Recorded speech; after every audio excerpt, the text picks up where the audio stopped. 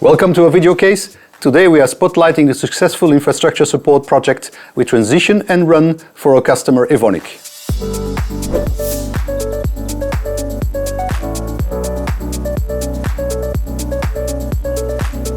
Guys, thank you for coming and joining us today. With me, we have Marcel Gerloff, who is the team manager for Local Area Network, and Christian Derkes, who is the manager for the Cybersecurity Operations Center. Right. And with us from Stefanini, we have Mr. Stefan Olmanst, who is the VP of IT Infrastructure for Northern Hemisphere. And we have Mr. Nick Monger, Business Development Director for Stefanini. So let's start with the first question, Christian. Could you provide a bit more information about your company, your product and services? Sure. So Evonik is one of the leading specialty chemicals company in the world. We do not manufacture tires, mattresses, medicines or animal feed, but our products are all part of those products. And of course, we have a lot of more and part of more products. Evonik is active in over 100 countries, and we created the sales of 18.5 billion in 2022 with 34,000 employees. Very nice, thank you. So Marcel, I also have a question for you. We've obviously known each other for some time. I think the first engagement was back in 2010. And then when we had the RFP for Project Horizon, what was it that made you choose Stefanini as the winner of the RFP? So we already have a big engagement with our procurement department, so IT and procurement working very close together, and with a very formal, structured process with an evaluation matrix, with all the topics in, like technical part, legal, MSA, and of course pricing, which is very important. So you were number one, right? In addition to that, of course, we really like your style of flexibility, communication, openness and trust. So Marcel, of course everybody wants to know, right? Yeah.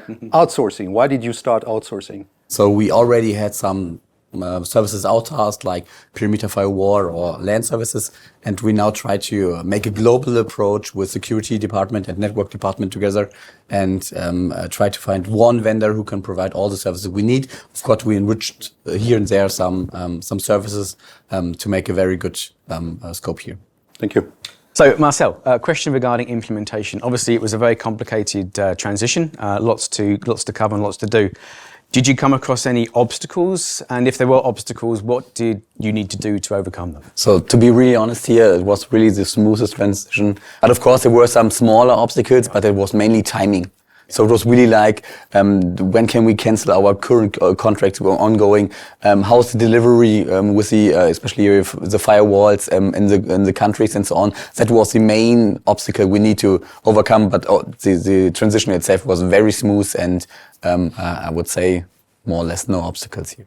And I would add, so really critical services we handed over. The firewalls, data centers, internet perimeter, if there's an outage, that is a disaster. Yeah. And that didn't happen, and that's what made us really, really happy. Yeah. So moving on to, not talking about the past, but looking into the future. Christian, what are your future plans and strategies for continued growth and success? Yeah, so we have several areas we take a focus on, right? IT-OT convergence is one of the main areas where we especially talk about and work on OT security topics. In general, we think about a cybersecurity strategy change. We focus on cloud computing, edge computing, and of course the hype topic, artificial intelligence. And these are the areas we think we need to grow and better support our customers in.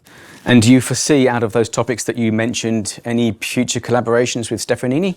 You are our partner, trusted partner. We already, after this first signing, handed over the topics like vulnerability management and something out of the collaboration services. And of course, if it comes to new things, you are on our list and you are our partner and we ask for, right? So, no doubt. Given the journey and the enjoyable synergies that we've shared together, would you feel inspired to recommend our company to peers? I really can recommend you because you're doing a great service and you're so flexible to a very fair pricing at the end. And this is what big companies looking for, like us, and hopefully the other ones will also look so. Christian, is there anything else you'd like to share or any additional insights that you believe are important for today's case study? You came in with your team in the RFP with the A-team, how we call it personally, right? The A-team. So very experienced people, stay since the beginning, and we work close together. Well, this helps us to build this relationship, and that is the foundation for this success. So That may be the right moment now, right? We've been asking a lot of questions. it's our turn, yeah. To Marcel and Christian. To answer some questions. It's maybe your time to ask us questions potentially. Yeah, right? sure. Old man, therefore I need my glasses for all. Stefan, there's a question in your direction. So could you describe the solutions or services provided by your company during the partnership? Yeah. So it starts from transition. You mentioned egg team and so on and so on. So we cover a large set of perimeters of the different towers you have, and you decided to outsource to us, which covers security. You mentioned firewall, the LAN services, and everything else, infrastructure. So we cover a broad set, which is also key for us, as I said, but also very interesting for our team, to keep our team interested, right?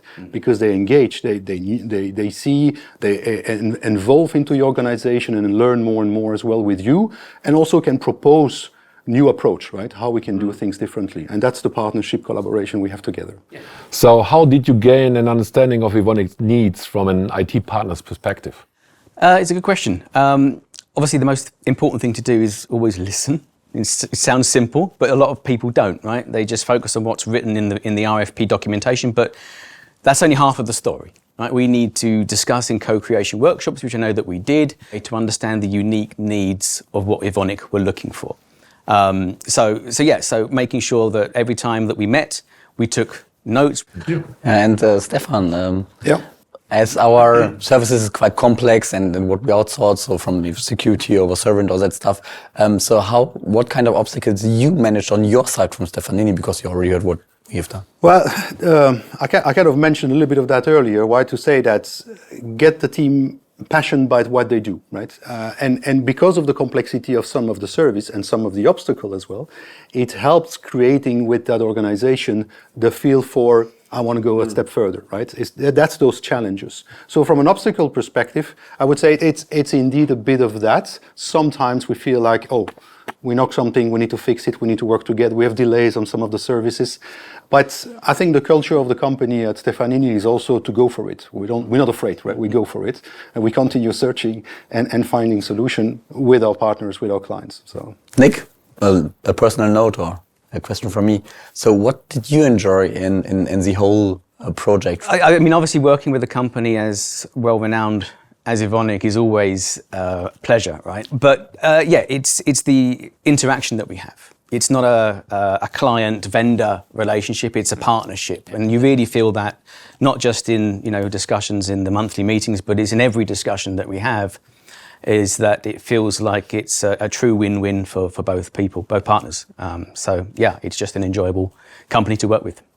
And my last question to you, Stefan, same question, like what did you enjoy during the whole project? and we said it a lot here in that session, right? It's really about the partnership, it's really the relationship.